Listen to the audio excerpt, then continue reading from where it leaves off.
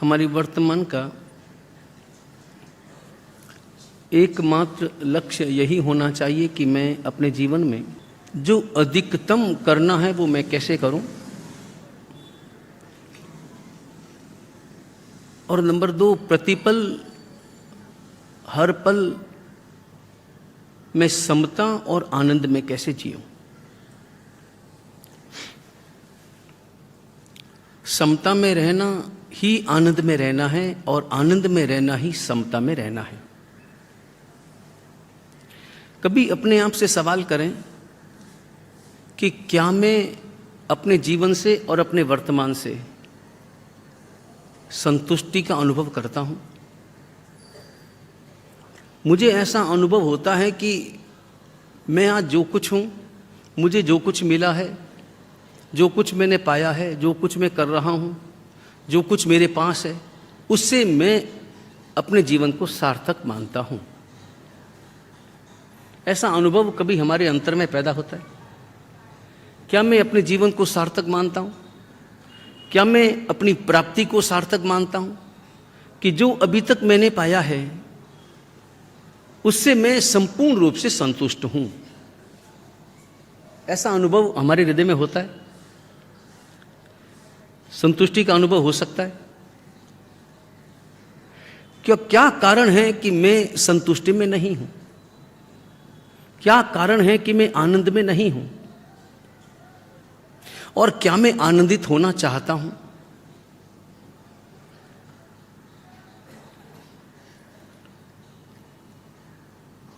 एक व्यक्ति बहुत आनंद में रहता था। किसी से भी मिलता वो मुस्कुराता हुआ मिलता था। उसके दोस्त, उसके अड़ोस पड़ोस में रहने वाले लोग ये जानते भी थे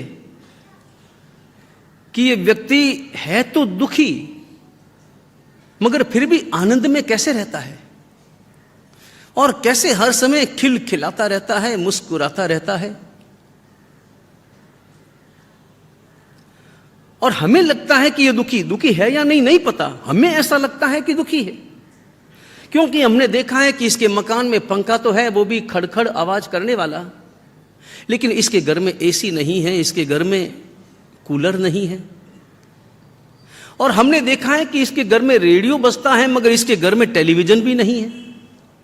और हमने देखा है कि इसका घर अभी भी पुराना मकान है, इसके घर में मकराने की टाइल नहीं लगी है, अभी भी इसके घर में नीचे जमीन में फर्श पर गोबर लीपा है। तो पुराना मकान, कच्चा मकान, अभावों की जिंदगी, जो साधन चाहिए वर्तमान में एक घर की आवश्यकता, वो भी इसके घर में नहीं है। तो फिर ये खिलखिलाता कैसे रहता है? मुस्कुराहट का राज क्या है? और दोस्तों ने एक बार उससे पूछा कि भैया एक बात बता,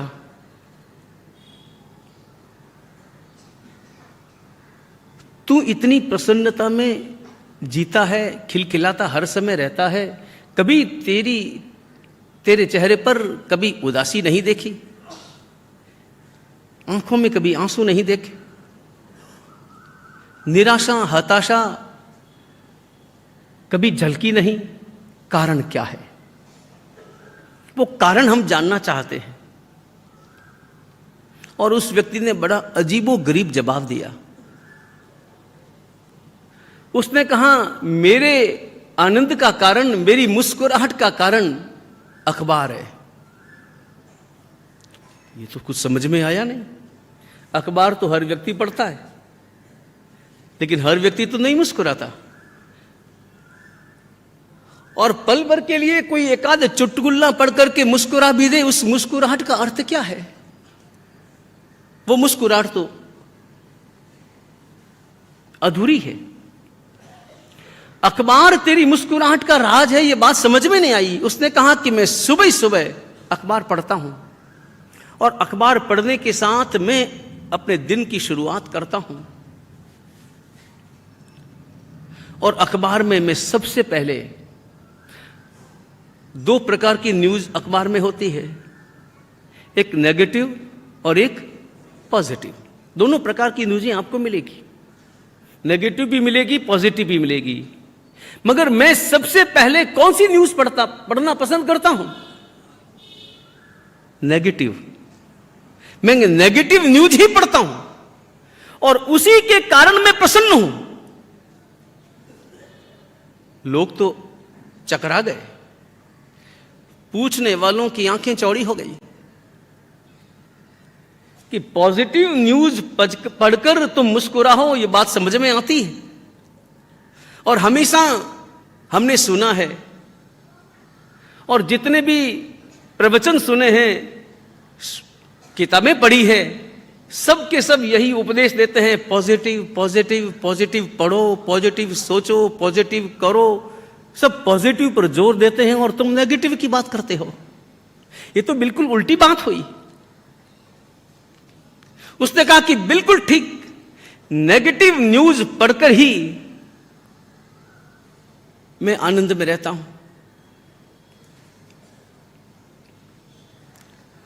खुलासा करो, खुलासा करो। अगर खुलासा नहीं किया और हम ये सुनकर के चले गए तो रात को नींद नहीं आने वाली है, और सपने में भी तुम ही नजर आओगी और तुम्हारे साथ नेगेटिव न्यूज़ नजर आएगी, और उस नेगेटिव न्यूज़ को पढ़कर हम जितने आनंद में हैं वो आनंद भी समाप्त हो जाएगा। तुम्हारी प्रसन्नता का कारण क्या है? और तब उसने कहा,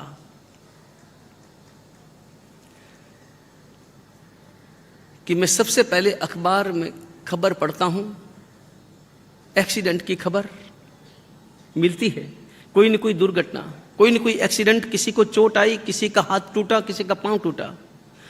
और जो ये न्यूज़ पढ़ता हूं और पढ़ते ही मैं सबसे पहले परमात्मा को, उसके लिए तो मैं प्रार्थना करता हूं, लेकिन खुद के लिए मैं प्रार्थना करता हूं कि हे प्रभु, तुम्हारी कितनी कृपा है। मैं भी सड़क पर चलता हूं, मैं भी गाड़ियों में घूमता हूं, मैं भी बसों से सफर करता हूं, मैं भी एक स्थान से दूसरे स्थान पर गमनागमन की क्रिया करता हूं। हो सकता है था कभी मेरा भी एक्सीडेंट हो जाता, मगर आज नहीं हुआ। प्रभु तेरी कृपा, ये मेरे आनंद का राज। मैं किसी की मृत्यु की खबर पढ़ता हूं, उनके लिए, उनके परिवार के लिए मैं प्रार्थना करता हूं, जिन्होंने अपने पुत्र को, अपने पिता को, अपने दादा को गंवाया है, उनके लिए मैं प्रार्थना करता हूं। मगर फिर मैं अपने हृदय में विचार करता हूं और परमात्मा को धन्यवाद देता हूं कि प्रभु, एक दिन अखबार के इस कॉलम में मेरा भी फोटो छपेगा, छपने वाला है, श्रद्धांजलि के रूप में छपेगा, बैठक के रूप में छपेगा, उठावने के रूप में छपेगा। आज नहीं तो कल छपने वाला है, लेकिन आज नहीं छपा, यह परमात्मा की मुझ पर बड़ी कृपा है कि आज नहीं छपा। इसलिए आज का दिन मुझे मिला है परमात्मा से उपहार के रूप में, तो मैं मुस्कुराता हूं, मैं आनंद में जीता हूं। आनंद हमारे अपने अंतर का विषय है। और कभी आपने अनुभव किया, हमारे आनंद का आधार क्या है? हमने अपने जीवन में आनंद के लिए आधार किसे बनाया है? क्या मुझे मिले कि मैं आनंद में रहता हूं? कभी एक प्रश्न हमारे हृदय में पैदा हुआ, क्या मुझे मिलता है जिस कारण मैं आनंद में रहता हूं? और जब आनंद मिल गया तो फिर बाद में क्या मैं अधीर नहीं होता? वो आनंद वापस टिकता है या चला जाता है? अभी वर्तमान में अपने हृदय में अनुभव करना।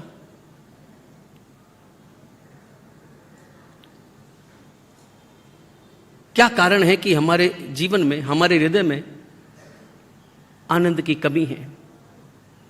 पैसा है, संपत्ति है, यश है, सब कुछ है, मगर फिर भी वो आनंद का अनुभव तो मैं नहीं कर पाता। वो आनंद का अनुभव जो पूर्णिया श्रावक ने किया था, वो क्या आनंद का अनुभव मैं कर पाता हूं? वो आनंद का अनुभव जो बड़े बड़े ऋषि महर्षियों ने किया, क्या वो आनंद का अनुभव मैं अपने हृदय में कर पाता हूं? और नई आनंद नहीं करने का कारण एक ही है, और वो सूत्र अपने हृदय में उतार लो। मुझे प्राप्ति नहीं, तृप्ति चाहिए। ये पहला, ये सूत्र है, और ये एक ही सूत्र हमारे जीवन को दिशा देने के लिए पर्याप्त है। प्राप्ति में आनंद नहीं, तृप्ति में आनंद है। आनंद प्राप्ति में है या आनंद तृप्ति में है? तृप्ति का अर्थ होता है अब हो गया, अब नहीं चाहिए। जैसे हमारे साधु गोचरी जाते हैं, गोचरी जाते हैं ना, घरों में गोचरी जाते हैं, तो गोचरी जाने से पहले हमारे यहां पर जो नियम है कि सब एक एक साधु को पूछेंगे कि आपको, आपके लिए क्या लाना है, आपके लिए क्या लाना है। जो गोचरी जाने वाले होते हैं वो सबसे पूछ के जाना पड़ता है कि आपके लिए कितनी लाना है, कितना लाना है, क्योंकि ज्यादा आ गया तो उठाएंगे कौन? दे तो सकते नहीं, बांट सकते नहीं, ढोल सकते नहीं। किसी कारणवश, कभी मजबूरीवश, कभी परसना पड़ गया तो दंड आता है, खतरनाक दंड आता है, बड़ा दंड आता है। इसलिए वो तो सवाल ही पैदा नहीं होता। बांट सकते नहीं, दे सकते नहीं, और कम लाए तो बाद में आगे की गाड़ी तपश्चर्या वाली चल सकती नहीं। दोनों ही काम, तो न तो कम लाना है और न ज्यादा लाना है। और फिर भी अगर नहीं मिले तो हृदय में संतुष्टि का अनुभव करना है। पूछ करके जाते कि कुल मिलाकर के कितनी रोटी लानी है। तो हमारे कोड वर्ड होते हैं ना, एक जुम्मा लाना है, या एक चरपटी का, या एक रजोहरण, इस प्रकार की बातें होती। ओगा लेके आना मतलब एक रोटी, मुपत्ति लेके आना मतलब 2 रोटी। अरे भाई ये तो आपको बता दिया तो मुश्किल हो गया। तो हमारे अब कोड वर्ड हमको चेंज करने पड़ेंगे।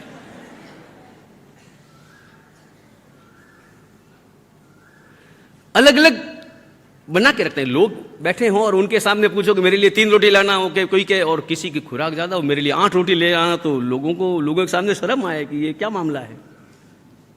किसी को एकाश ना हो तो रोटियों की गणना की जाती है।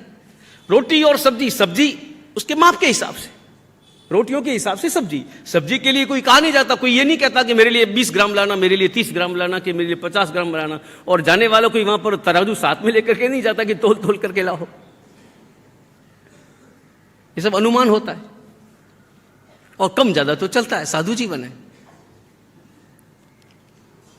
और कोई भी साधु रोटी और सब्जी के लिए कहता है, मिठाई के लिए कभी नहीं कहता कि मेरे लिए मिठाई लेके आना, मेरे लिए रसगुल्ला लाना, कि मेरे लिए गुलाब जामुन लाना, कि मेरे लिए वो लाना वो लाना। वो कभी नहीं। वो मिले तो लाना है,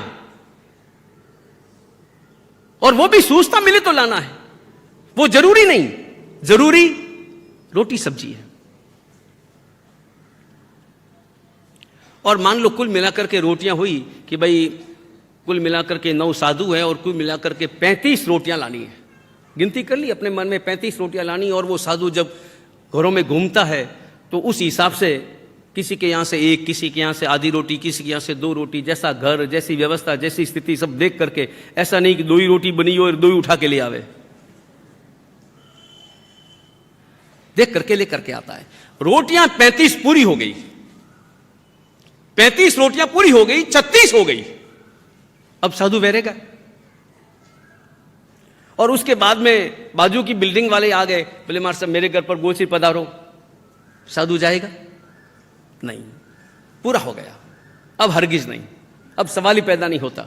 जितनी जरूरत थी उतना मिल गया। मतलब प्राप्ति तो हुई, लेकिन इसके साथ साथ में तृप्ति भी, पूर्णता, पूर्ण विराम लग गया। हमारे जीवन में ऐसा पूर्ण विराम किस वस्तु पर है? खाने की बात अलग, लेकिन संसार में आपको पूर्ण विराम मिलता है? कभी आप दुकान में गए और आपने दुकान में जाते समय आपके मन में आया कि आज चलो 1 लाख रुपए की इनकम हो जाए तो बहुत आनंद आ जाए, और उस रोज कोई इतना ऐसा अच्छा जोरदार मामला था कि इनकम 1 लाख के स्थान पर 4 लाख हो गई। अब क्या करेंगे? काम पूरा हो गया, अब तो चलो चलते हैं, अब दुकान बंद करके चलो अपने सामायिक करने के लिए बैठ जाते हैं। घर आकर के समाई कर लेते हैं। ऐसा होता है। प्राप्ति है मगर तृप्ति का अनुभव नहीं है, और आनंद हमेशा तृप्ति में है, प्राप्ति में कभी नहीं। आनंद हमेशा तृप्ति का है, और तृप्ति अनुभव है, और तृप्ति के लिए प्राप्ति कारण नहीं है। तृप्ति के लिए प्राप्ति जरूरी नहीं है, प्राप्ति कारण नहीं है।